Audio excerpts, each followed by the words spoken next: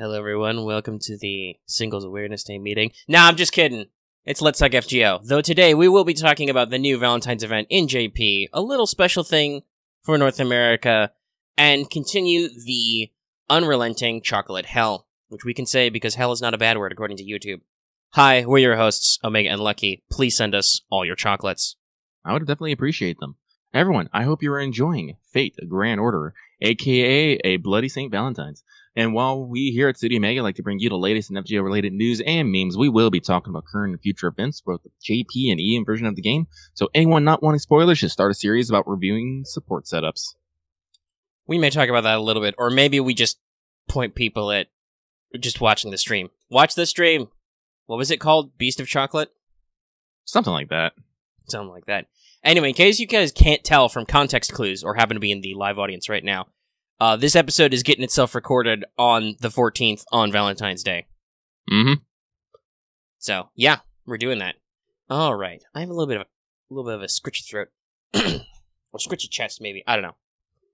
'Tis the season to get fucking sick! I don't know about that. I think it's just, like I said, just ate some spicy food and probably haven't drunk enough. Hydrate, everybody. Hydrate!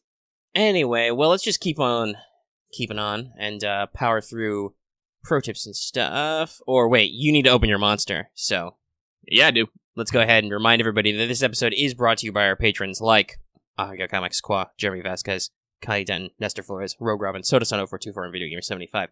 And that if you like what we do and want to see us do more, consider supporting us on Patreon. You can get access to episodes early and in audio format for as little as $1 a month, and it really helps us out. We appreciate your support, everybody. Lucky? Thank you. Okay, there you go. Sorry. I was like fighting with my... I was still fighting with it. You got it. I was like, did he die before he could crack the monster? No. There was just a little bit of extra lag there. Just a wee bit. Alright, time to do some weird shit. Alright, Lucky's gonna fiddle with stuff. I'm going to find the thing I need to flip the switch on Senpai Checkup. Senpai! 起きてください. That's right, everybody. It's time for Wake the Fuck Up Senpai, our regular segment for pro tips, because we're like 2 minutes in. So, hey, just a quick heads up. The K&K rerun is right around the corner. You may have noticed that a while ago, some number of days, I posted Wanted Saber Shiki. It exists now. So be sure to check out our previous episodes for deets. It's Let's Talk FGO 23, oddly enough, where we talk about the JP Valentines back then, which is now. Time. I think that's specifically the Great Semiramis disaster of 18 and K&K pregame. Yeah. Oh, excuse me. I was saying... Alright, so I don't think I'll be able to hodgepodge a PS4 stream into Discord without a lot more technical work. No, you'd probably need to figure that with some capture and some redirection. Yeah. I said, because I said, like, I don't know if I mentioned this on air, but I got a date later. Lucky is not participating in Singles Awareness Day. Fuck that. But that means I'm gonna probably be drinking and trying to impress a girl later, so I'm not gonna have time for video games later. So I need to get it in now. But also, don't you need to farm Chocomucks? I don't wanna anymore. Produce more! No. Work. Full-time. Consume. No.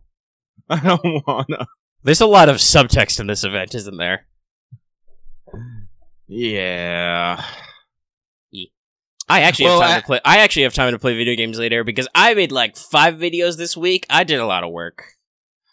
Like, and honestly, actually, like, I'm like, it is possible, but the likelihood that this girl that I know is secretly plays FGO when I have been not shy about my interest, very unlikely. Very unlikely. But yeah, we've been very busy. We've had a very productive week. We don't usually upload every day, but there's been a lot of stuff. Multiple videos starting with AP into a lot of stuff. Multiple streams.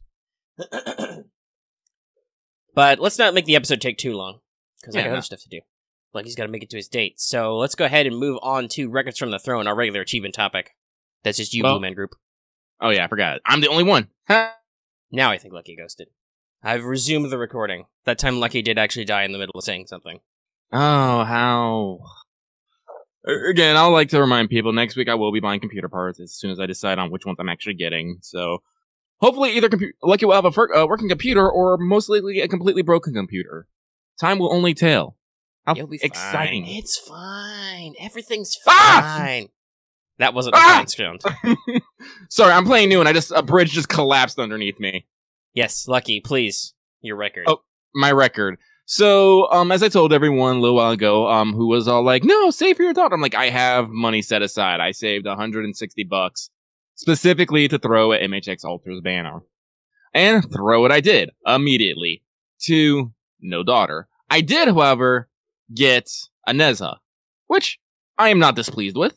As I said, it's more chocolates, and I do find them adorable in their own way. But it wasn't a Sith daughter. And I was actually thinking about it. Like, I know earlier I've said that, yeah, I think I have all the SRs right now. I was wrong. There are, like, 2 I think Storylock SRs I don't have. Because I don't have, Yang Qing, the fucking, Shashishin, and I don't have Edison. And I don't know if there's any other, like, potential 4-star or Storylocks that is slipping my memory. Because my memory was shit, y'all. It's shit! Well, you could always pop open, the unit list in my room and check. I could, but I'm playing a game right now. You're busy. I know. Mm-hmm. All right. Expect more screaming. Is this technically a... Well, I don't know if it's really a record, but both of us have worked through all our chocolate we can obtain. Yeah. Guess what? It's surprisingly easy. Yeah, like, I was a little sad because, like, as many as female chocolates I had, I think I only had, like, 5 guide chocolates total. And I was all like, this kind of makes me a little sad. Because like, girl chocolates are usually cute and sweet, but it's usually chocolate. Guys give you just weird and interesting shit. I'm all like, what is this? Ye return gifts. So Which I don't actually know if that's the thing you're supposed to do. Like, if a girl gives you chocolate, you should give her a fucking sword. I don't know. They're servants. They don't play by my rules. More swords incoming. Yeah. But alrighty then. But yeah, we both worked through that. And I think I did that last week. But no, I haven't accomplished anything. I'm not done with the points ladder. I haven't even tried doing the CQ yet because I'm like, I feel like it. And the only thing I've accomplished, because apparently last week, because it was in the notes already, I already protected Tomoe's smile. I used most of my EXPs to get her to level 80. Go me. Last week, did I mention that I finished leveling Hokusai? I think so, but I don't fucking know, man. Then who the fuck did I spend these embers on? Who Lucky. knows? I don't. I'm the one who didn't.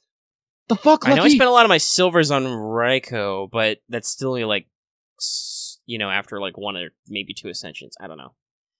You need a lot of XPs, kids. Yeah, do. Speaking of getting things and so on, why don't we talk about master missions this week? They should be really easy. You gotta do 30 FP summons. You gotta get 50 milk drops, you gotta get 50 sugar drops, and 50 cacao drops. That's not an item, that's the drops. Don't be dumb. And then get 200 currency drops in general, and complete 10 Valentine's quests, aka do the event. Like, I think the only thing that you might need to pay attention to is do 30 FP summons, which is not hard, you just need to actually remember to do it. All of the others you should just get by doing stuff.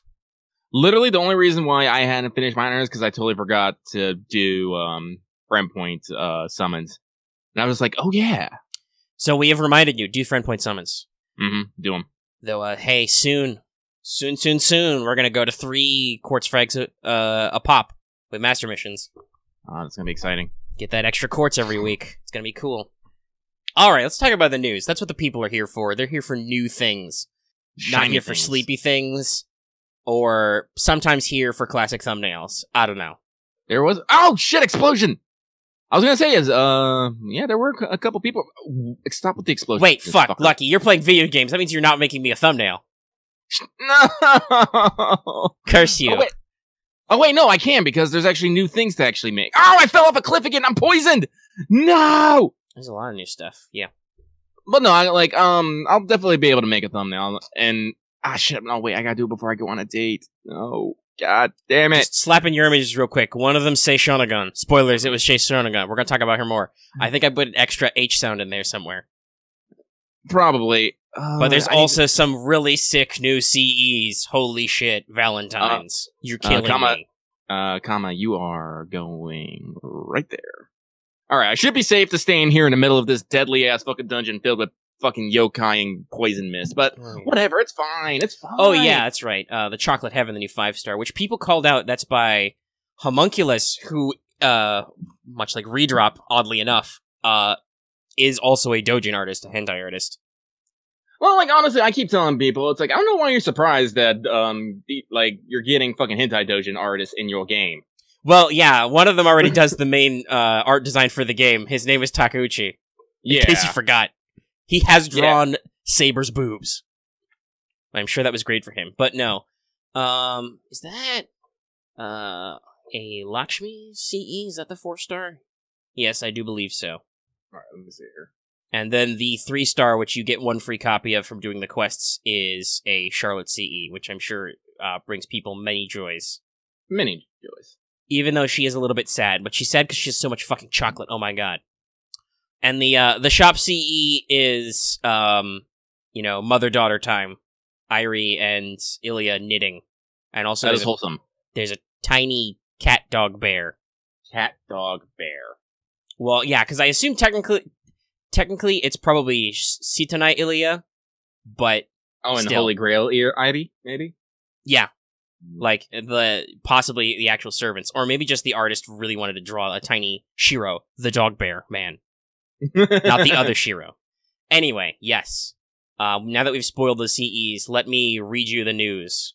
So, Lucky, hold on to your butts for this. This is, and I believe this is a literal translation, I got this off the Fate Grand Order Wikia. Valentine 2020, Wonderful Valentine, Murasaki Shikubu, and the 5-person Party-Gyaru Legion. Yeah, no, that checks out. This is running from the 12th to the 26th of the February. It's your typical Valentine stuff. There's a point ladder. It's only 3 million. Don't panic. You've got Lock On and Surprise Choco. You've got mats in the shops. The works. And actually, this is pretty quickly. I think this has some of the new mats from Atlantis Part 1 in there, in the shop, good. Which is great. It's always a pain in the butt when you get a new mat item and you get, 4 drops in story. And then it's like, well, I guess I need to punch free quests forever. I still don't have enough fucking stakes. Alright, real quick. Should I have Charlotte CE or a mother-daughter CE? There's gonna be Kama CE, and I'll fucking fight anyone who says not. Ooh, oh, man. Oh, what is... Actually, hold on. Now I gotta look at what's... Because I'm sure the other bit you're using is Sei's Final Ascension. Yes. So, hold on. I need to check the... We need to check the cosmic balance on that. What's her final stage? That's kind of wholesome, though there's also a lot of thigh in there.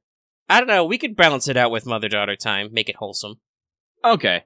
Because, wow, Sei Shonagon, you are showing all that thigh in your final ascension, girl. That's awesome. I want her. Oh, yeah, no. We'll talk more about her as the unit and stuff later, but also just, goddamn. Oh, they know what they're doing. They put a lot of effort into this. But yes, where was I? News. So, there's a new system of friend chocolate. You spend these items before a battle, and if you do, you get extra MP at the end, and the friend whose support you used gets extra FP. They get, 200 per pop instead of the, what is it usually, 30, 70? You can do this up to 3 times a day per player. So that's a cool little subsystem for your friends. Friend chocolate. This also released with both Caesar and Mary's animation updates, both of which are pretty sick. Now, Mary actually does stuff. She doesn't use caster balls anymore?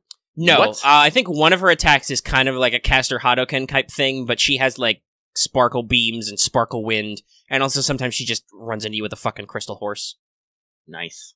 This place is lucky. At least from what I've seen, Caesar will get in there with his giant golem arm and slap the shit out of people. Get over here. But Mary also got a rank up. Now her charm skill is also a charisma skill and has a lowered cooldown, so it lost 1 turn off the cooldown, and now it's the 10 to 20% attack up for the team, so pretty good. Yeah. I wonder if this means that all the other servants who have really crappy Alluring Nightingale will get fixed. Will Phantom ever get a fucking rank up? Who knows? But yes, the summon banner is the new SSR Archer, Sei Shonagon, and the usual rotating cadre of female SSRs, Also, Mary and Sheba are on Raid Up all the time. Cool. Oh, neat. Which is good for Sheba because she's story locked. Also, during this event, Sei gets plus 100% damage and plus 50% bond. Mm-hmm. So, Lucky had to put a note here. I'm already calling. I put this on our Twitter, actually. I've already called dibs on doing the Sei Shonagon wanted in 2 years because I was fucked. I'm super happy that I was right. I can't be too smug about it because I wasn't the only one who guessed it. But if I had been, I've been rubbing it in everyone's faces right now. But but you did do pretty good. You called it pretty. Yeah. But yeah, listening to the event title, it's like, yeah, that totally fucking checks out. I don't know. Maybe when I do Murasaki, maybe I'll tease some Sei Shonagon knowledge in there too, because there's a lot going on there. But I'm happy. I'm super happy, and she is quite cute. Like the more, because as I said, when we saw the stream, we only had that one image. I'm just like, I mean, she's fab, but what else is there? And apparently, there's quite a bit. Yeah. And they did a lot of variety. We'll talk more about like I said, we'll talk about her as a unit later. But they've done a lot of interesting things. But also, I think they did actually say that pretty good. Axe said it good in our chat. She is a complete internet gremlin. Like she has a fucking phone as a servant, and she is out there to bring you all your latest shitlordness. Well, yeah, that's how she was. Yeah, basically the way they seem to have interpreted it overall is that Murasaki is big titty goth GF, total goth energy, and Sei Shonagon is just, hi. Oh no, Murasaki is big titty goth cougar. But she a sad lady, not a lad. But yeah, and then I've also put in, there's of course a wealth of new chocolates, which we may or may not talk about, because, I don't know. I'm looking at the new list, though. I haven't seen any of them, and I'm not sure if I want to. Yeah, I don't even talk about it on stream. I'm not really looking into any of the scenes. I'm just admiring some of the chocolate designs that have come out, and you see some interesting themes. Some of them are scary. Salome gets you tiny skull chocolates. Didn't you call that? Yes, I believe I did, that she would get you skulls, of course. Yeah. The summers all have very interesting chocolate designs. I at least love the name for Summer Carmillas. It's called Absolutely Not Stolen for You, Choco. And it comes with a calling card. I'm like, fucking Space Ishtar's is Space Diorama Choco, which literally looks like a diorama. There's the fucking CEs. I've been looking for them everywhere. Fuck. But there's a lot of interesting little different things out there. Actually, let me see. Can I find the fucking... Avenger Nobu does have both a chocolate and a gift. Though I find it interesting. Maybe it's because Mao is more serious. She does not get you a skull. Oh. Gasp. Okay, so I just looked up the fucking list because I wanted to see one. Fucking Europa gets you homemade brownies and hot milk. I was like, Mama! She's such a grandma. Oh, God. There was I had a lot of concern when I saw Renez, which is called Mercury Choco. I'm like, I hope she's not just feeding us bits of Trimo. Though speaking of that, Gray's is adorable. She just gets you regular fudge. It seems very gray. Such a good little apprentice. In some of the, Lucky, do you at least want to know what Kama's is? Because it looks hilarious. I'm looking at the... You're looking at the list? It's I'm looking at it. She gets you, like, space pocket or something. Affectionate sneer Choco. And it's fucking pocket. I'm sure it's store-bought, too. But for guys... I don't know if it's store-bought, considering looking at the box, there's a whole bunch of her all over it. But, yeah, we get some interesting stuff. I mentioned getting a sword earlier, because Mandricardo gets you a Durandal replica in box. So for the male side, if you give chocolates to Saber Estofel, he gives you bunny ears in return. And there's a lot of fun stuff. Old Man Lee gets you a wooden sword. Nice. I don't know if that was already in, but I think it's the first time I saw it. There haven't been too many guys added, but there's a lot of interesting stuff. Old Man Lee came in last January, so yeah, he would have been. Yeah, he would have been late, so his would already be in. But I'm just thinking I don't remember it. Oh no! I need to get Say's thighs in the thumbnail! Bartholomew gets you Pika Bang wigs, which is just Gudako and Gudao hair, but with the bangs way down. Yeah, I remember that. I don't remember who told me about that, but he just has a really big thing about fucking peekaboo bangs, right? Yes, that is his fetish, TM. Jason, I don't know what the scene is like, but Jason's is actually really nice. He gets you a miniature Argo in a bottle. That seems cool. Oh, that sounds awesome. Well, as I said, Jason's a great commander. He's just not a great fighter. No, and he's a bit of a dork. Dork. Naturally, Asclepius gives you some kind of medical chocolate. Don't ask me how that works. I'm surprised he didn't give you like some sort of snake some sort of snake oil, literally. Yeah. Super Orion gives you an imitation of his belt. That's cool. Oh, that's awesome. Kiposhi, the male side of Avenger Nobu, gives you the Fool's Gourd, which I'm sure is a gourd full of sake. That's gonna be fun. And it was the Fool of Awari. And of course, Paris gives you an Apollo sheep figure, which is adorable. It can go in our plushie collection. Yes, excellent. I shall stick it next to the hippogriff. Oh yeah, that's right. We got that event coming up. We're going to be farming hippogriffs. But that does remind me, if you get your computer parts sorted out, we really need to remember to actually script and shoot that servant thing if we're going to do it anytime this century. Ah! I will now drink to forget. Oh wait, this is energy drink. I don't know that's how that works. But yeah, there's a lot of interesting designs. And I'm sure the scenes are very interesting for a lot of them. Mm-hmm. Melt gets you some weird penguin jelly ice things. I wonder if she's just as tsundere with it as a regular chocolate. Possibly. Oh, Kama fits nicely. But no Parvati. I'm sorry, everybody. Rip. No concern, Parvati. There's on Small Da Vinci, there's a tiny shadow border on her chocolate. Don't know how she made that. It's cute, though. Well, what? Isn't it kind of like New Grand Order or something? Yeah, Chaldea New Order. Oh, Chaldea New Order. Gareth gets you cupcakes. Wholesome! Nagao Kagetora goes all the way and gets you a tiny chocolate sculpture of Bishamonten. Of course, Bishamonten! That means she's technically giving you herself. Because Kagetora was always thought to be the incarnation of Bishamonten. Mm-hmm. So that's a little silly. Jinako gets you some chocolate cake. That's cool. Yeah. Estrella gets you stars and wine chocolate, which appears to include in the image actual wine. Not sure how that worked out. We'll have to see the scene to... Well, also, Estrella is fucking... Oh, shit, I don't know if I can fit this. No, wait, maybe I can. He's gonna work it. Work it good. Estrella is Luvia, and Luvia is 110% Ojo-san. Like, I'm pretty... Hold on there. People are asking for a link. I will provide. Shit, I can only pick one. I can't get them both in. I either have to pick Airi or Ilya. Who do I choose? Damn you. If you get Ilya, can you get the tiny Shiro in there too? Yes. Oh, well, I'd have to lean that way as much as I like Airi. So the only thing that's impressive about King Proteus chocolate is that it's fucking huge. Naturally. I assume she made it herself. I will have a King Protea. I will. Anyway, yeah, so that's... chocolates, as usual, are good and cool and very indicative.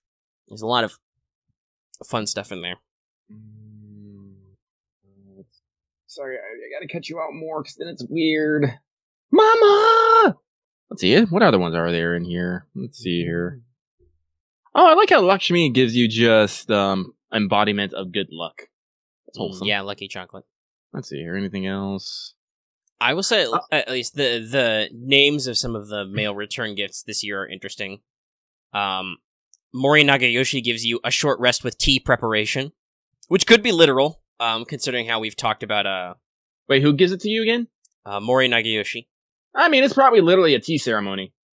And for Ashvataman, the angry boy, you have a late night chat, which appears to involve melting chocolate in something like drinking. So I think literally he doesn't get you anything. You just sit down and hang out.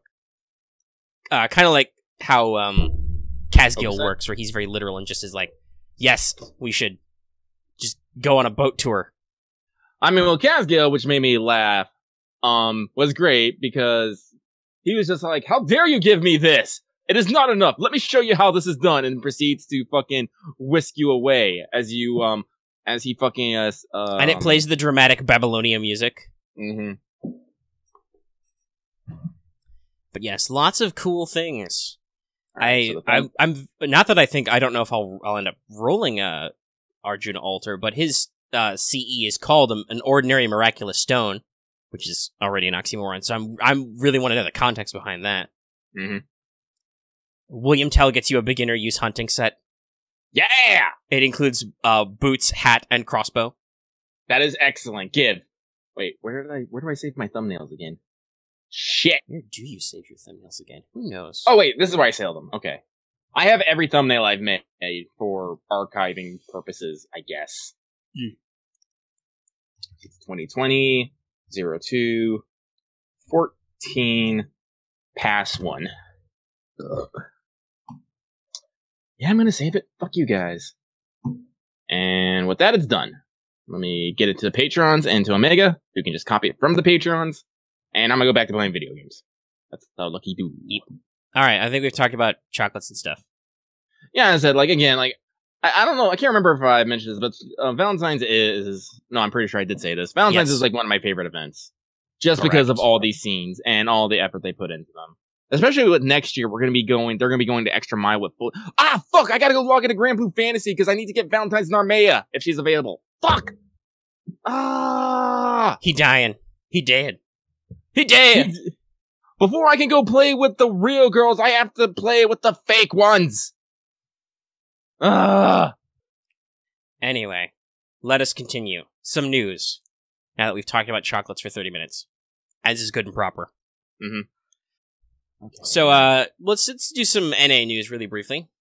Number 1, as completely expected, Valentine's 2019 pickup summon, running from the 9th to the 23rd. So, quite a lengthy banner. MHXA and last year's CE's return. I don't think a lot of people have had a lot of luck on this, though I know a few have. And I know I don't need to shill for Wanted MHX Altar because it's one of our most popular episodes. Somehow. Alright, close all that. That'll make the rules. But here's something that was surprising. North America President's Day campaign running from the 16th to the 19th. Log in for 3 days to get a total of 10 Saint Quartz. Ta-da! With Edison banner. Sorry, was itching my nose off mic.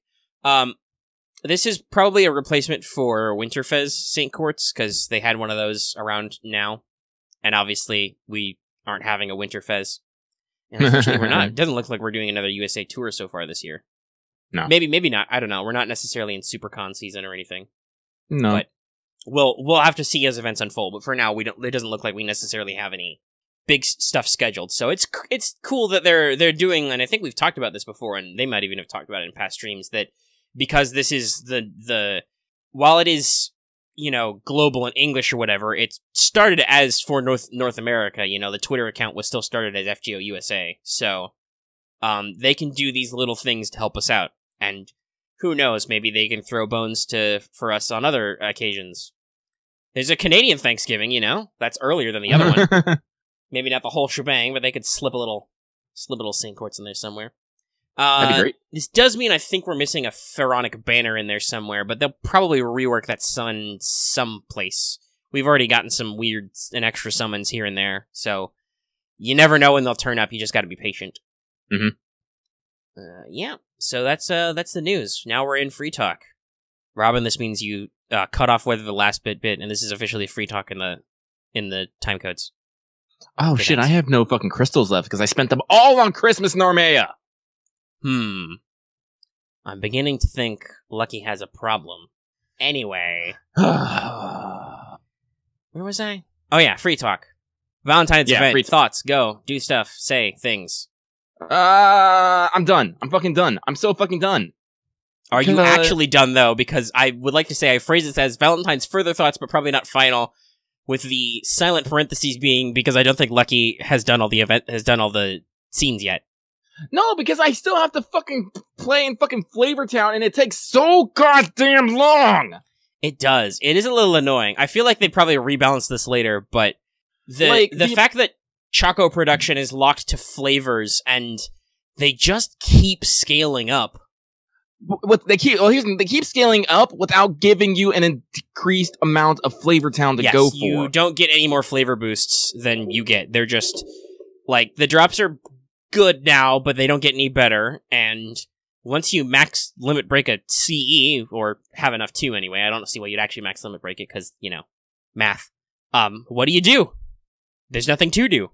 Yeah, so it's just like, so I'm a little... It's like 2 per drop, and you get like 3 or 5 drops per run, and I'm rocking a plus 10 bonus right now, for instance. Yeah, I'm not, because I was dumb, and I decided to, when I got it, I fucking max limit break mine, so now I'm only getting the plus 3, and I'm just like, I would like some additional fucking CE drops, please, thanks. Yeah, I assume the thing they're doing, they're trying to make you climb up the points ladder, which you can kind of do, because you get very big flavor boost infusions, which is really the only way to buy those final facilities the first time. But that means you have to punch more and farm more. And ideally that means you're buying more facilities to up. It's a little rough. Like, obviously, in some ways, this is having a directed singular resource you work on. Like, it's all just do one set of quests to do stuff other than currency, you know? It's a little bit better than the way the coins worked in the past couple of years, because that was always like, fuck, what coins are on up today? Fuck it, I'm just gonna slam all my extras in there and get all coins, you know? All coins. That was a little chaotic with so many different types of currency to turn in, but this is definitely, the scale is too huge. Like, they were not thinking, in terms of, like, casual players. No. Which they should, because there's a lot of shit going on. We'll probably talk about it in, What's Up, but holy shit. Everybody's doing everything right now. It's rough. But, like, as I said, like, I'm not too against, like, the actual grinding and farming, because, as I said, they're all single fucking, enemy type nodes. Which means it's really easy for people to usually build strategies around them, so you can get through them pretty quick. Even me with my fucking unoptimized setup, I can still get between like 4 to 6 turns on a good run. So I'm like, that doesn't what bug me. It's just the fact that I look at the fact that the top of the ladder is 60 million. I think I'm around at 6 million. And while I have not been farming like judiciously every day, I put in a good amount of effort. Like I said, I've cleared out. Like, I remember I cleared out all the vent CEs out of the store the first day. Over the next couple of days, Solid. I got all the embers. Then I was working on like getting materials, but by the time I've cleared out like my 4th material, I'm just all like, what is my life even? How far am I? I'm only a 10th of the way there. Hi, I have been actually farming this event pretty decently every day, spending like my AP twice over. I'm at 20 million. So I'm a third of the way there. While I am and I have actually completed this story, I made sure to do that. I still haven't bought all the extra copies of the facility, though. So, yeah. 60 million is too many points. Especially because all the good shit's at the top. Fuck. I'm only just now getting, you know, like 3 gold embers a run. I'm like, fuck, I need those XPs. XPs. I think I got all the summon tickets, maybe, but if not, well, fuck then. I'm probably not getting the lore. So yeah, it's rough, and also, like I said, we're not talking about the story, because Lucky hasn't finished it yet. How many days we got left? Not a 2? lot. Wasn't it like 2? Dear Grand Order Wiki, have you actually updated? Yeah, ends in 3 days, 3 hours. Okay, I got time. Alright, well, Lucky knows what he's probably going to be doing this weekend. Probably. Fuck, I need to play Azure Lane too. Why is it when I actually have to go out and do something, all of a sudden I remember all this other shit I want to do? Fuck! Life. And I still want to go see I want to go see the Sonic movie this weekend too. Not that it's related at all, but I've heard people say that the movie is actually okay, which I've heard is a little shocking. I've heard a lot of people say it's better than okay, but you know, opinions. But I think overall it has like a 6 out of 10 score, which is for what kind of the pre-coverage was and just general opinions on video game movies is shockingly all right. Yeah. As I said, well, who knows? I'll maybe see if Lucky I can make will more. see. He'll have thoughts. I'll have thoughts. I like having thoughts. But yeah, I cannot comment on the final story and how things turns out because I don't want to spoil Lucky. But I know shit's getting weird. It keeps getting weirder and weirder, and it does not stop. Just wait until you get the final facility. It's a thing. I bet it's space. I can spoil you that space is in there. It is not the final thing. Oh god. Okay, so we're not triggering this. You have extra stuff beyond space. Are we? Okay, so we're breaking into the multiverse. Clearly, great. He's not wrong. Anyway, yeah. So, but thankfully, because I am mostly not a super whale, I managed to get all my chocolates. I think last week when we did the last episode, because I didn't have that many.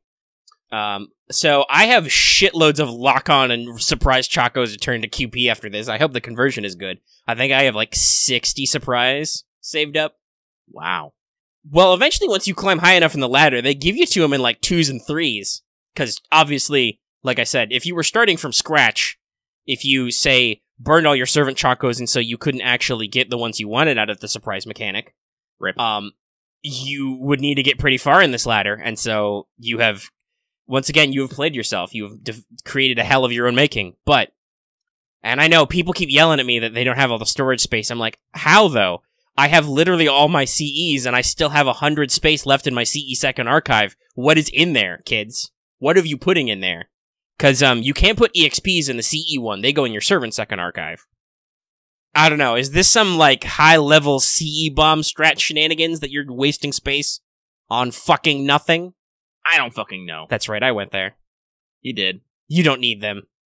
What you need is life-affirming chocolate, but it's okay to get rid of these later, because you're gonna have to, if you want to unlock the voiced scenes, you're gonna have to get rid of them and do it all over again. But hopefully that point ladder is much more better organized. It sounds like the Seishonagon one is, so hopefully the previous year's one is too. I'm excited. I'll let you know in a year. Anyway, yeah. Lucky, do you have anything else to say about the Valentine's event? I was kind of I don't know, I kind of I like how some people talk about how they don't like points ladder.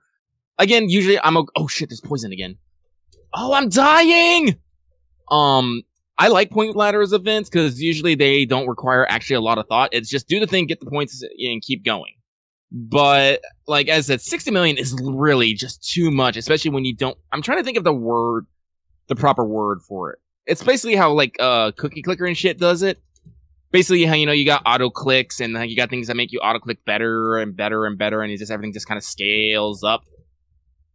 Yeah, there's none of that, and that really is killing my interest in doing this event. Yeah, there's I think, yeah, that's a good way Tactic David just put it. There's too much investment for not much. There is good shit in there, but it's really spread out. It's next time you hit a reward, you'll get 1 page, and I'm like, this could be you could just give me 5 pages at once, and that'll, compress that down a little. Maybe make it 1/5 as large. I don't know. It's weird. Yeah, I don't know. I think I would have liked maybe 30 million, 20 to 30 million total. I think that would have been, or heck, like I said, the 3 million on the current Valentine's event in JP works a lot better. The way that works, I believe, is that every event CE gives you plus 10% points gain, and it's just pure points. So, oh wow, yeah. So that means that you've got 6 slots, so you can get 60% just off Valentine's Chocos, and probably the Max Limit Break Store CE does more.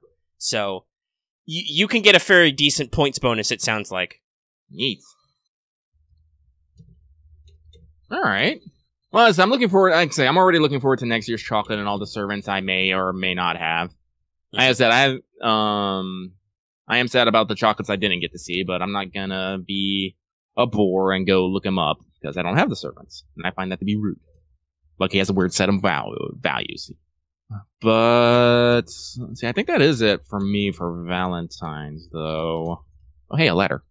Ladders are great. They let me ascend. Usually, I had a fairly rapid ladder god. Oh, fuck, fire wheel! Step throne. 8 fucking metal, bitch! Victory. No, there's no need to compare CEs. While Lucky was talking, I was quietly having a discussion with some of the audience about CEs. And actually, I don't know if I have most, but I have quite a few. But the only thing I don't immediately slap in something new is, hey, y'all want to talk about... We're pretty filth cash, but if you want to talk about luck sacking or whatever, I have 3K scopes, and I have 3 fragments. Look upon me in despair, audience. Yeah, Vesper, but you're purple. Purple-blue. That makes sense for you. Throwing money at things. Hang on. He's actually got to look up how many K-scopes he has. It's a lot. Okay, so I have a max limit break fragments, 2 max limit broken K-scopes, and and my third K-scope is 1 away from being max limit broken as well. Well, I don't know if there's hypocrisy per se, but I definitely feel like I am very functional at this game, and I don't have this CE storage problem that people do. Now, I'll admit, like, I do what is not necessarily super optimal after events, and I tend to compress down CEs for storage.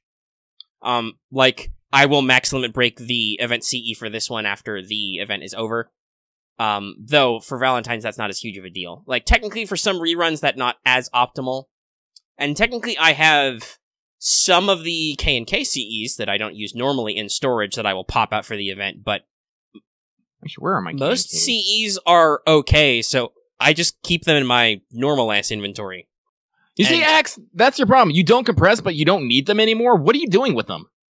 Yeah, I don't know. If, like, I understand the, like, singular saving. That's why you compress. You compress so you have a single, really cool copy. And like I said, honestly, most CEs are okay. I don't have any spare copies of any bronze CEs anymore, I don't think, because they really suck. I do delete certain 3-star CEs that are fucking worthless, but a lot of those I've kept around because I could see using them for point ones. I don't. What you do with all stuff for New Year's? You put them in storage or you sit on them. I sit on lots of CEs. What was that strange lucky noise that just happened? I'm being chased by a giant centipede that has, like, a skull for a face and it's going bald. Sick. Like, honestly, as I said, I know, again, off topic, but I'm playing Neo right now, which is basically the team Ninja of, Ninja fucking Gaiden, Dark Souls game. And it's pretty fucking awesome. I love it. As I said, I'm beating up a fucking giant centipede right now. Yay, centipede. Anyway, let us move on. Lucky will continue to shout excitedly because it's time for new servant Detelius. Yes, that's how I wrote it. So, everybody, let's talk about Sei Shonagon, aka Kira Archer, aka Switch-chan. She is an SSR Archer who is new because she plays Kemari. I'm not kidding. That's actually several of her attack animations, at least in her lower ascensions, when she can actually use her legs. So first off, like a lot of servants in this style, Sei has a lot of variance in her animations. Her third ascension, which is the traditional Japanese formal wear, it's a lot like Murasaki and Tamamo, which all makes sense because they're from a similar time period. Boom! Heian! Have completely different animations from her starting couple, which involve selfies and dabs. I'm not kidding, that's her skill animation, is popping a selfie. I mean about the dabbing. Also, no, that's her extra attack. She'll fucking dab on those haters. Oh, shit! Wait, where'd the centipede go? How did I lose a giant centipede? Oh, there it is. But yeah, so, also, her NP animations are completely different. Her first two is views of modern Japan, while quotes from the Pillow Book show up. The second one is, like, historic or natural vistas of Japan. And, judging from the name, which she shouts in English very loudly, Emotional Engine Full Drive, I'm guessing this just makes the enemies feel so in awe of, like, nature and stuff that they just die or something. Actually, I like how... let me check if her profile has been translated to explain what the fuck is going on. Writing, Pillow Book. Oh, it's a reality marble. Naturally. Oh, God. Worlds Everyone gets written by her holds its feeling at its core. The view of something nostalgic that I saw once upon a time. Oh, yeah, literally they are. They're slowly eaten away by sadness, nostalgia, and sympathy. Cool. She literally recreates the world to be a sadness about the past, and you die. Great. I fucking love it. Oh, that makes sense. No, it's pretty cool.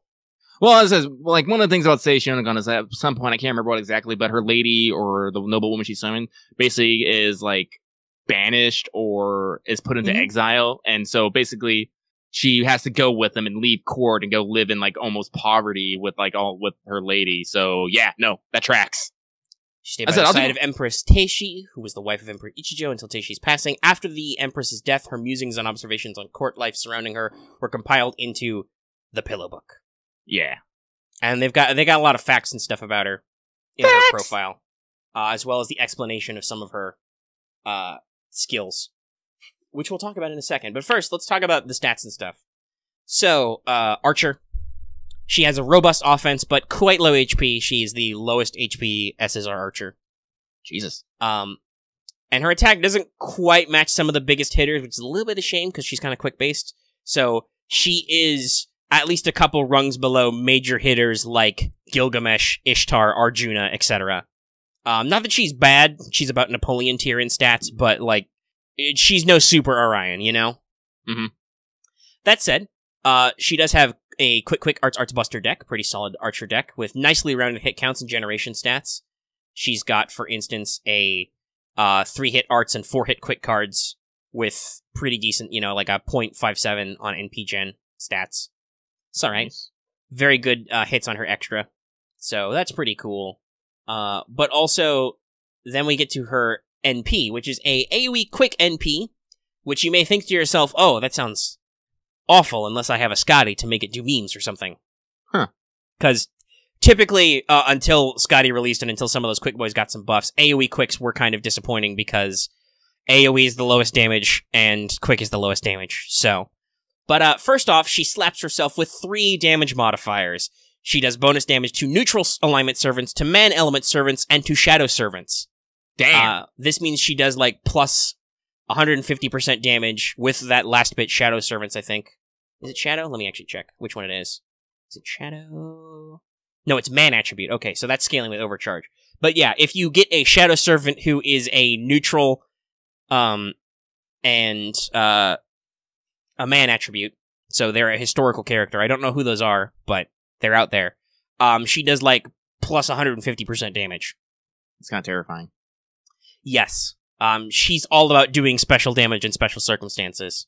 But yeah, so this means that even though her starting damage is not as best as stuff, if you use her correctly, she's gonna blow some motherfuckers up. Her first skill, which is Song of the Poet, that might actually be this. I'd have to double check if it's the same as Murasaki's or not. It's because she's one of the 36 Immortals of Poetry. But it's a charisma variant. It gives everybody attack up for 3 turns, as well as NP charge and HP per turn for the party. So that's cool. Her second skill gives her 3 hits of evade and 3 hits of critical plus, 20 to 30% for 3 turns both. And I believe it's a reference to some... Yeah, it's a some kind of play on words thing that I don't understand. And her last skill gives her 20 to 30% quick up for 3 turns, a 10 to 20% NP battery, that means she can K-scope if you fully level this, and also drops 10 stars. So, basically, almost all of her skills also make her hit harder. With a combination of quick, crit, and attack up. Oh yeah, and then she's got some interesting passives. So she's got Magic Resistance C, pretty normal. But then her independent action is self-centered, possibly would be translated as independent action selfish. That's how I would localize it, just to be more concise. That gives her a permanent 10% star weight on her quick card, so her 2 quick cards naturally get more star gen than the rest of her. Archers already have pretty good star weight too, so that's nice. Then she has a separate passive, which gives her a 10% quick boost for criticals. So it's only her crits on quick cards, but they get a 10% boost. Interesting. So that's all the time without any skills, is her quick cards are more likely to gather stars, and they have a 10% crit up on them. Then she also has the power of Ekayana Buddhism, translated by some as one vessel. I don't know why. That's probably a history thing I don't track. You can look it up yourself. Either. But it gives her 100% charm resistance. That's right. You can't charm this kid. Well, wow. Not quite Kama levels. I think Kama is outright immune to charm. But this is plus 100% resistance. So, say Shonagon says, "Fuck your pretty boys," I'm a dab on you. Well, I guess that means you can debuff resistor down and proc it, I guess. Yes, you could theoretically reduce her resistance, but under normal circumstances, unless it's like a 500% charm or something, she will ignore charms, which is great. Charm is very annoying. Wow. This makes her good for certain challenge quests and stuff, I'm sure. All in all, really interesting take on elevating quick as a damage type. So, she's not the super bestest damaging archer, right, in terms of raw damage, but She exemplifies generating and using stars. She's got multiple quick cards. She can just use her third skill to make stars. Her NP has a couple of different hits. She can make sure to use those stars, and then her first skill makes sure that she and the team can persist multiple turns to use the crits, because we've talked about this before. This is that's kind of Quick's thing, where Quick is supposed to do damage output, but it's offset, because you have to generate stars and then use stars. Mm-hmm. So her first skill, healing your team and helping their NP grow, will mean that she can actually fit in there pretty good. And then, lastly, she has some vicious damage buffs. Like, if you can get just one of her type damages to proc, that's great. God forbid you get 2 or 3. The fact that she's good against Shadow Servants probably means she's good for certain types of farming. Yeah.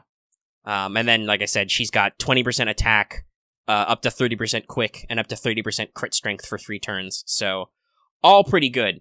Very interesting take on a servant. They put a lot of love into this one, a lot of different ways. And it's cool. I'm excited. So, I do want to say something interesting that's been in my brain a little bit. I mentioned it on stream. I don't know if you heard. But, as I said, Raita's done a lot of Heian period, servants, especially with last year with him doing, Murasaki. The fact that he didn't do, say, Shonagon makes me wonder. I would guess, because, for comparison, I'm pretty sure he didn't do Sherlock Holmes, for instance. No. So, I'm wondering if that's a similar reason. Is that because they are... I know that, obviously, though that was multiple years apart, with, like, Raiko and Shuten and Kintoki, they're not always friends and stuff. But also, I'm wondering if they wanted to get a different artist to deliberately contrast her art style, and also that it wouldn't be super obvious who it was. Because I will tell you for sure, if Raita drew another scary Valentine's lady, everybody would have gotten the joke, and they made sure to hide her name until the event actually dropped. That's true. But I hope this just means that he has something secret, like maybe for summer or something. That'd be great. Summer Murasaki. You want it. Well, she did get a CE. Mm-hmm. It's pretty cool. I don't know why, because it's fucking February, but we've had a lot of summer speculation in the community lately. Well, as I said, about stuff. Listen, no one knows what guaranteed events are going to happen, but they know like their next big one is probably going to be summer. As I said, we're going to have our collab in there, and we're going to have Lost Belt, what was it, 5.5? Yeah, 5.2 or whatever. 5.2. Olympus. But, everyone knows that we're going to get a fuck ton of servants during summer. Correct. And it's going to be the 5th one. Yep. Guda, yeah, but here's the thing. Guda, on average, happens about once a year. But because of how they usually spread it out, it can happen, like, anywhere. Usually happens between spring to fall, I want to say. It usually happens in the first half of the year, but it could really be anywhere. Yeah, and also that is also only like 2 servants. They give you an SSR and then they throw in a new limited 3-star now that we don't like. We're mad about. Yeah, I mean, not that we don't like them, but we're mad about the fact that they do it.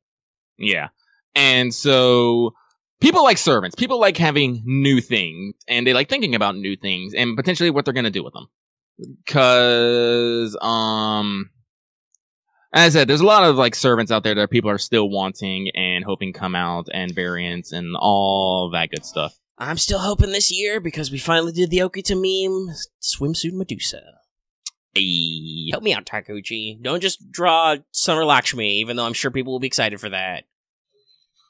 Because that is the one thing that has been consistent over 4 years, is they always get Wadarko to draw something, and they always get Takeuchi to draw something. Mm-hmm. Not that they are necessarily exclusively the 5 stars, because Lambda Realist was 4 stars. But they always get them to do a piece. There's usually some variant of Saber in there, i.e. they get an Aya Kawasumi voice. So there's only like 3 choices left for that anyway. And I think they've at least alluded to that in the future season, Alter is no longer around, but they could also just take that back because that makes sense. They could just be like, she was just hiding, she wasn't dead or anything. Because there's a weird, like extra double canon plotline going on in the servant universe. Who the fuck knows? What? Or it could be Saber Lily, but that would be weird. Still counts, though. I don't know. They might do it. As I said, they just put Saber Lily into the, oh shit, fire arrow, into the friend point gotcha, and gave her an animation update. They're doing lots of animation updates. Yeah. Yes. Yes, she did. That's how Suzuka talks. Though, I will say, it looks like Sei Shonagon's gonna give Suzuka a run for her JK money. Oh shit. Do they have a line together? Oh, actually, I don't know. I don't think I've seen translations of, like, Sei's voice lines and profile. Fuck you! I will look for one, because that would be great. They do have a similar aesthetic going on there. There's her lines. I will look at them. But yeah, so those are some interesting ones going on there.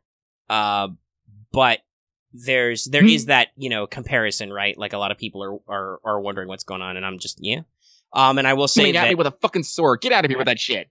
The thing to remember is that usually it's a 50-50 split to a slight weight towards FGO original characters. So, as much as I'm like, everybody's like, give me the swimsuit Kiara, which may or may not be being alluded to by Summer BB, because she's got some weird mermaid nun in her Matt's profile, which doesn't make any fucking sense. But the only mermaid nun I know is that really scary one. So, it's probably that. I'm still thinking at some point there will be a swimsuit Semiramis, because that's a fucking Dove report. Secrets of Semiramis, she looks good in a swimsuit. Thank you for that. I've been playing this game long enough to know jokes are the deepest lore. So I'm like, that's gonna fucking happen. Nobody be shocked.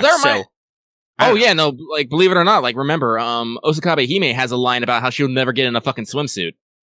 Yeah, I think she has a couple different references, and then she's like, fuck, it's summer. Mm-hmm. Las Vegas, swimsuit Musashi was actually referenced because she talked about how she'd been to America before.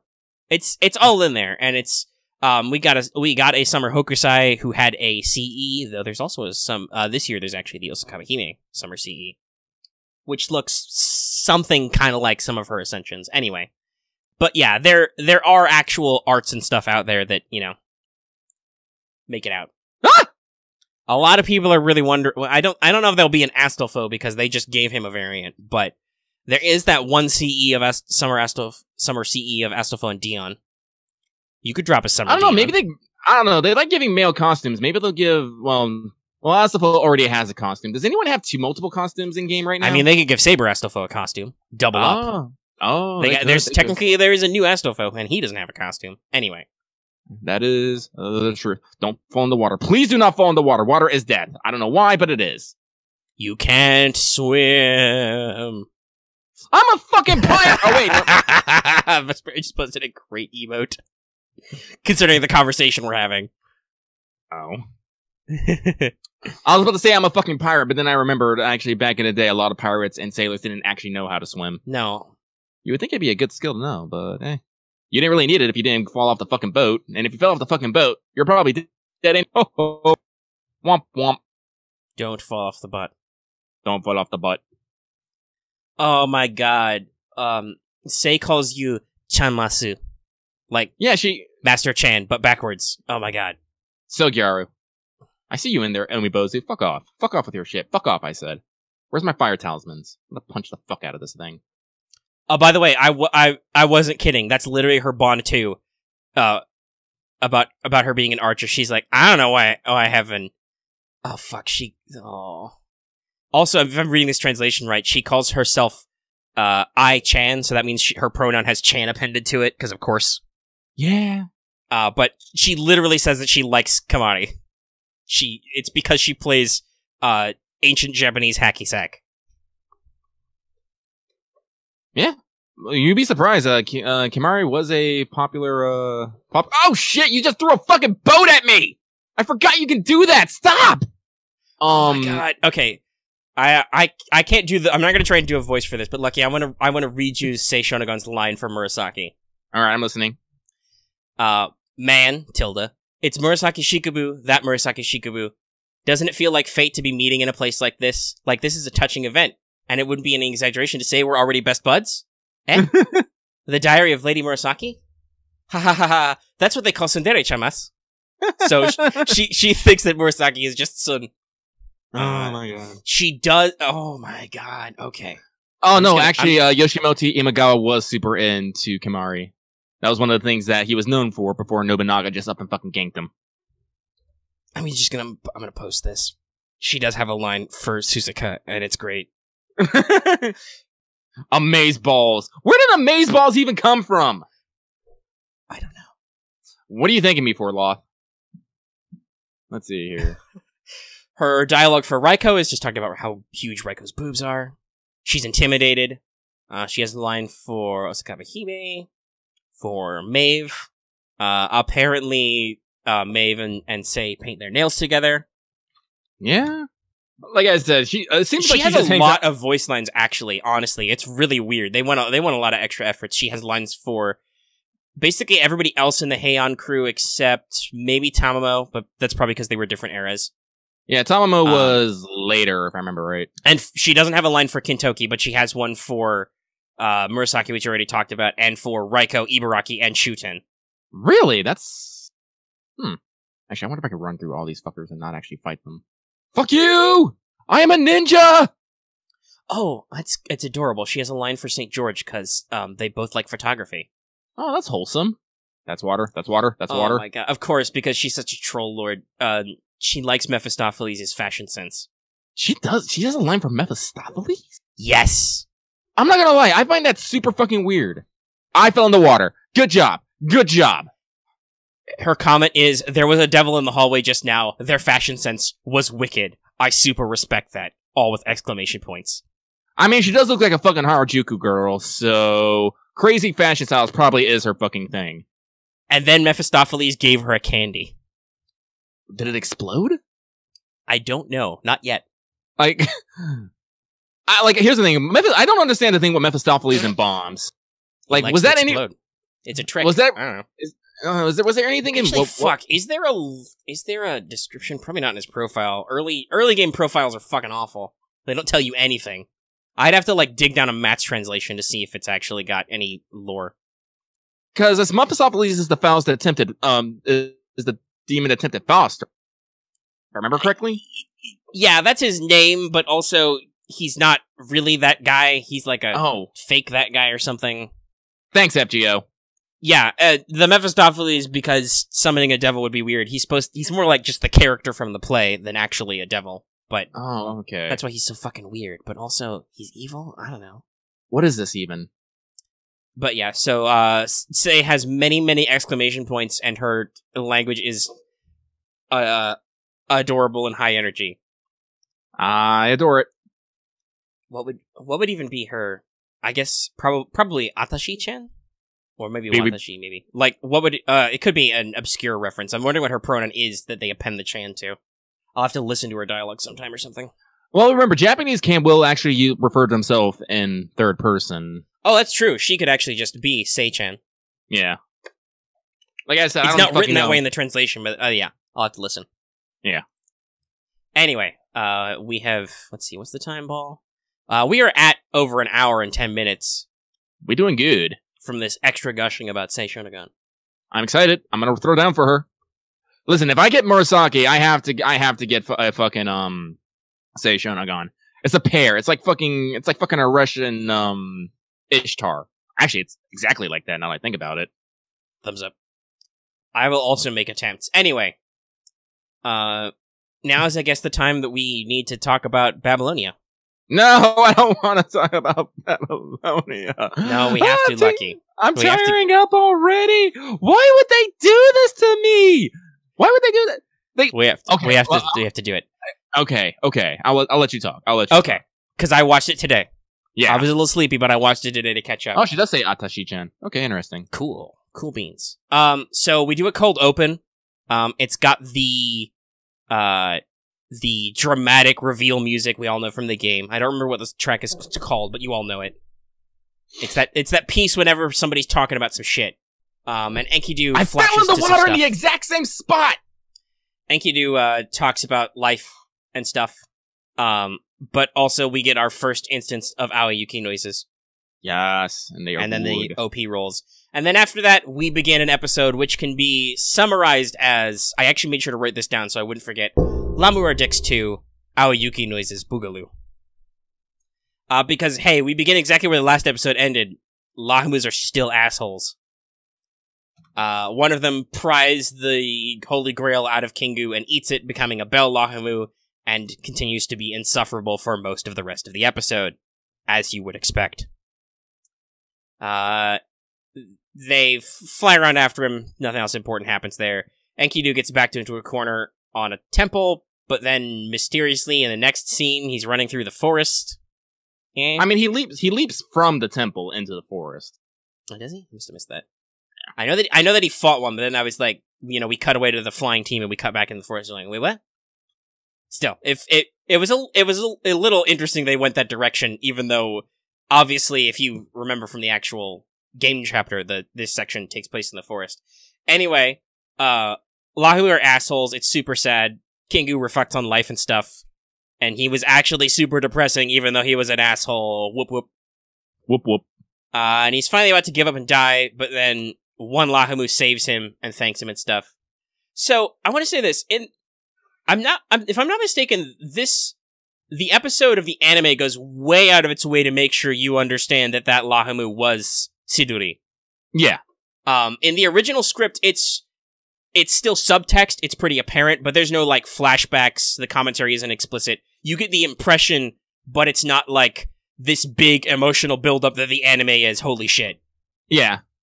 Like I said, they really went above and beyond for this. And I'm like, honestly, I'm not gonna lie, I like it, but I'm not sure that was necessarily a good direction. No, I don't think it was required, and obviously it makes me feel bad about myself because reasons of my soul, but anyway. I think is to play it more of the dramatic pacing and kind of keep the emotional tone, because the thing is that I'm pretty sure that Kingu's probably gonna like fuck off into the background for a couple of episodes at least. So well, I say maybe they needed that big dramatic emotional climax. Maybe. I don't know. They need to kind of keep his arc going, because obviously now he has a very clear arc, right? Yeah.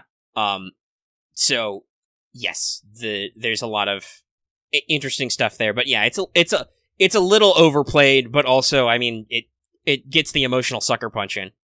I mean, it's so overplayed they actually did a unique fucking end. Yes, they gave Siduri a big send-off, which is okay, but damn, that's super dramatic. I guess they've realized how much people like her. Like, and that could be a thing. It could be that they decided to play it up because they know the audience really likes Siduri, and it is true that in the actual game story, she just kind of disappears and dies, maybe, ? This is a lot less ambiguous and a lot more soul-crushing. And Enkidu gets Lamu blood on his cheek, which stays there. Though I will say, I know that he did, like, walk around and stuff without the Grail. It's a little weird to see him in this scene and later scenes where he's just walking around with a giant hole in his chest. I'm like, doesn't that hurt, bro? That looks painful. Okay. We did a lucky check. We found him. He was in the back. Sorry. So, we do the big whole chase thing. We get to actually see how we fly after them on the Quetzalcoatl's, which is cool. It's super cool. Because, obviously in the game, that's just one quest is way the fuck over here, and the next quest is way the fuck over there. Magic. We get to the beach, and it's just about as soul-crushing as you'd expect. They pin down the Lahamu, but, now this is very interesting. The subs say the word darkened, which I'm pretty sure is a slight localization edit, because typically in the literal Japanese is that these servants are blackened, but as we know, that might be taken the wrong way. Yeah. So, darkened Ushi comes out of the ocean and is like, "Sama, dude." Like, I'm kind of concerned I'm kind of finding it interesting they didn't use the word, like, corrupted. Because the traditional work, like I said, the consistent phrasing is blackened servants when they're corrupted by Grailmed. Oh, interesting. Okay. They are literally tarnished by the stuff. So yeah, this is a big thematic callback to Fate Stay Night, basically. Okay, I see. As established. So yeah, that's why they use that phrasing. Anyway, it's not actually as soul-crushing as you'd expect, because Fujiwara's sad about it for like 5 seconds, then he's like, nope. Gonna punch you. Not gonna get me. And that makes sense. After about 6 of these, you're like, fuck, whatever. Like, you've already, at this point in FGO, you've already done the fight your old friends multiple times. Remember London and then Camelot? That's gonna be super awkward in the movie, actually. But yeah, so, like, Fujiwara's already done this dance a lot, so it's like, alright, well, guess we're fighting you. And then, as of course, we have a sick fight scene, where not only does, Kets get in the action, going toe-to-toe with Ushi quite easily, I might add, but Mash gets in on the action and reminds everybody that she's a servant, and she's strong and fast too. I really want to gif, she does this fucking spin kick in there somewhere, and it's great. That said, I generally get the impression that the darkened Ushi is not as cool as she once was. When Tiamat respect her character sheet, we seem to have lost a little bit of the int and whiz, and stuff, and the willpower, and exchange it for just not dying. Yeah. Hey, natural healing is kind of crazy. Well, also, yeah, the fact that she's got instant regeneration and multiplication is pretty BS, but Ishtar explicitly calls out her for being dumber. And, shocking everybody, Mash actually stops multiple hits with her shield and doesn't fall over. Which is, considering we've seen Ushi going full blast before, is pretty impressive. That Ushi is not still super fast, though. Also, if I'm gonna make one complaint about the fucking animation, I found the fact that they used her walking and just basically her copying herself as she walked a little weird. I don't know if they were trying to go for something unsettling, but I don't know. I just didn't feel like it necessarily flowed well. Yeah, I think they could have spiced that effect up a little. I don't know. Yeah. Maybe it's because they were like, this is not an action frame. Give more frames to sweet spin kicks. I mean, maybe. Because, like, 5 seconds later, when it's like one of those, free-for-all matches, and there's just, like, 50 Ushis trying to fight Kets, that's all really sick animation. Yep. And Kets get some good hits in, Mash gets some good hits in. Fujiwara reminds everybody that he does push-ups, sit-ups, and drinks plenty of juice, because when Ushi goes for the kill, he doesn't even flinch, and Ishtar blasts her. But the only way to win is to destroy their cores all at once. Gee, why does this sound familiar? By the way, this part of the story really does mimic the actual gameplay very well. You fight one first fight against the Darkened Ushi, and it's pretty easy, and the next one is just like, nah, not dead. JK. Ta-da! Lol. Now there's like 5 of me, and you're like, fuck. And she's spamming her NP to do stuff. So you have a Buster AoE, take them all out at once. Hey! So yeah, Fujiwara juices up Ishtar really good, and she does a multi-shot gander and blows them all up at once. Boom. And Ushi's just like, nah, I'll be back. There is some soul-searching and some talking, and there's some kind of questioning, and Fujiwara's like, hey, Ushiwaka, are you like, you right now, or what the fuck? And she's like, maybe I was mad at people in the first place, whatever. Which, by now, we know Ushi very well as a character in FGO. Yes, no, she's got a little bit of a violent streak in there. Well, that's the thing about it, like, Ushiwaka has a lot of bad shit happen, like, in the later like, half of their life. So there's plenty of resentment to be found. Which, it's just that, the Darkened Ushi expresses when she lists off all the people she's going to shank. Yeah. Even though she's in a completely different time space. It's like she got a one-track mind all of a sudden. But yeah, then we go over to the lighthouse and we get Hologram Gil and we do some exposition, basically. Oh, yeah. The blackened sea around Tiamat is basically her authority. It's really bad news. If you touch it, she will instantly corrupt you with her Aminogias. Along with her, they list her many powers of authority, such as self-modification, replication, biofusion, the whole shebang. Ishtar starts making a point not to call her mother and calls her Tiamat now, because we gotta fight her. And basically, Gil lists out the whole thing, which is like, okay, 1, there's like a 50 bajillion Lamus out here trying to kick our ass, so we should do something about that. 2, if she hits land, the Black Sea is going to pour over everything, and it's gonna kill all the plants and the animals into monsters, and then we're super fucked. Super fucked. So the only thing to do, now that she has the Grail, because, while Ushi was stalling, the Bell Lahamu got her the Grail, is, Fujiwara, you gotta go punch that Dragon Mom. And he's like, I'll do it! And everybody's like, oh, wow, okay, that was easy. And then the episode ends with more Aoi Yuki noises at the end. And then we get the special ending. it feels like a little bit of a stall, but at the same time, there's a lot of necessary exposition here. Oh, yeah. Because one, with Kingu, because, spoilers, he's coming back later, we have to establish all that. So we have to actually resolve that now and get through all that. And there was, like we said, there was a little bit of extra effort. They got a little bit extra on the Siduri plotline, but this is, as evidenced by the special ending, this is basically her send-off episode, so she will not be returning any further. Unless they decide to throw in Ghost Siduri in there somewhere. I don't know. The Lightworks, Babylonia Campaign Part 3, SR Siduri. Yeah, give us a gold SR Caster Siduri like you liars showed us in one of the preview clips, you motherfuckers. And SSR Alter Ego Tiamat, please. Okay, thanks. Okay, bye. Bye. Oh, and give me, like, 200 quartz to roller. Okay, cool. Okay, thanks, bye. I mean, you gotta wait for probably anniversary for that. Yeah, I know. Anyway, still, they're... Actually, fuck, they could do her an anniversary. She is a plot servant, technically. I guess. It's better related, I think, than a Scotty. I'm still not upset about that a little bit. Of all the things you could do. I think my most upset is with Scotty is they took a Lost Belt servant and turned her into the anniversary, which is supposed to be this big thing. It's like, no, you're supposed to put her on a fucking Lost Belt banner. Yeah, they did a Lost Belt pre-banner, and then they did a actual Lost Belt banner, and then they palmed Scotty off on the anniversary, which was back-ended to it, because they didn't give themselves enough time to do work. Anyway. Now that we're upset that Scotty exists, it's just the banner placement is questionable. I was like, this is cash grab!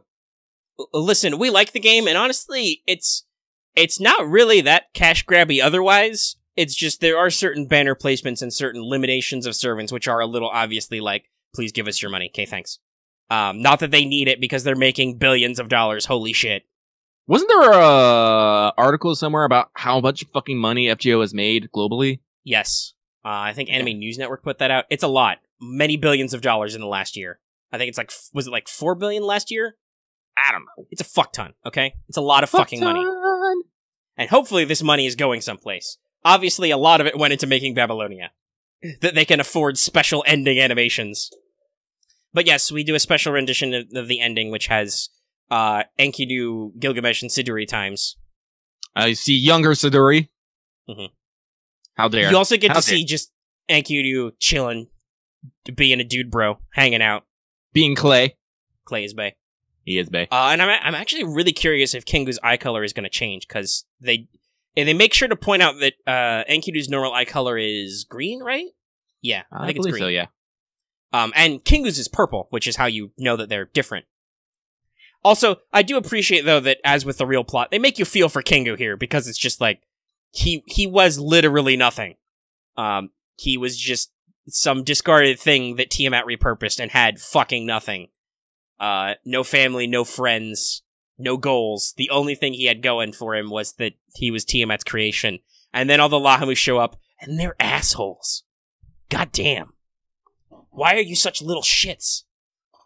Well, I think the moment that probably touched me most is right after Siduri disintegrated and Kidu starts crying because I don't know who you are, but I know who you are. And it's just like yeah, this is good. Kingu feels his existential angst.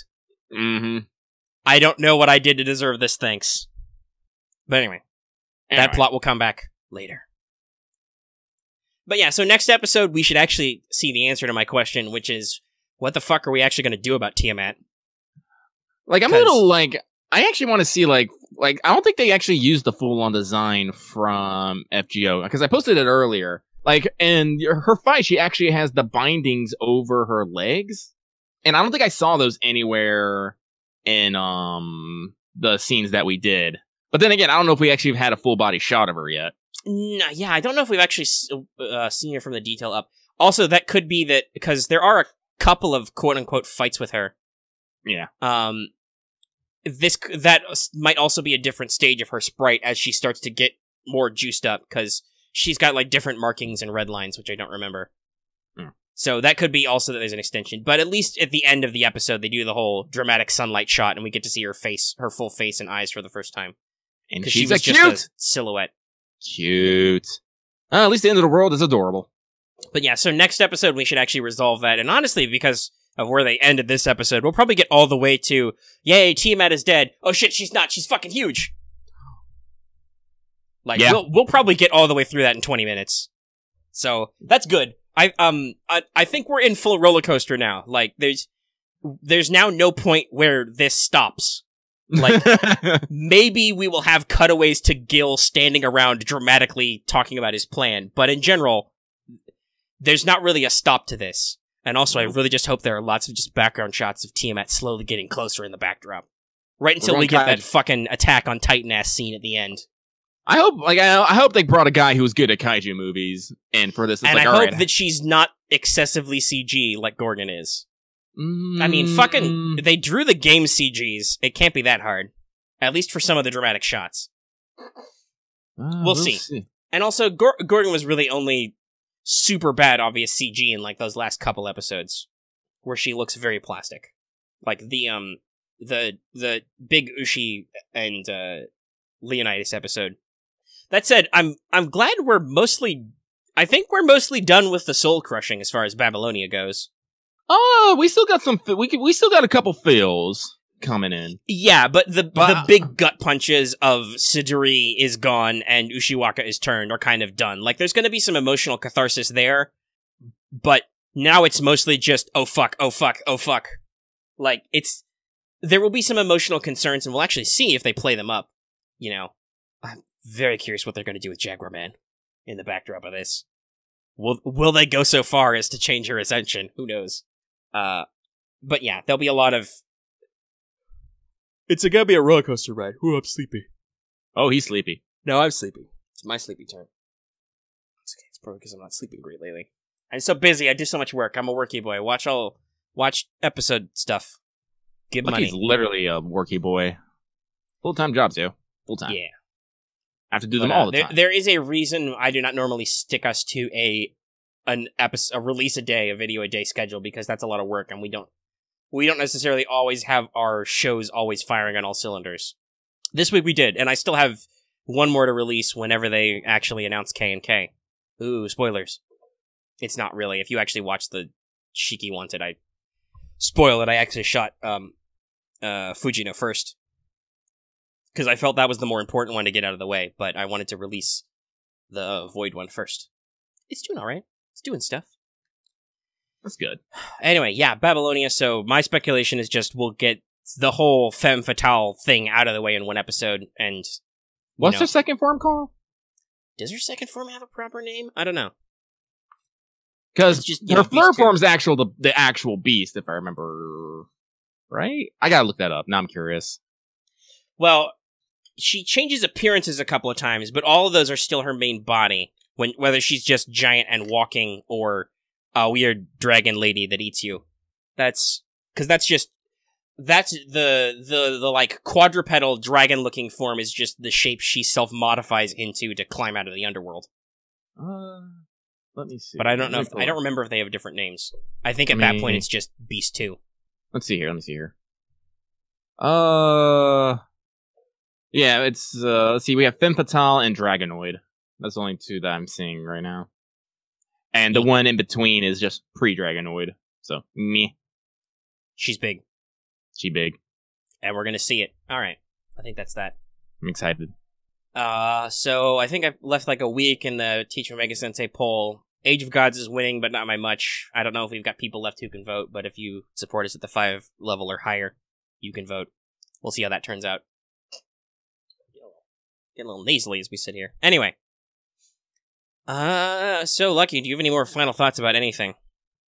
No, not particularly.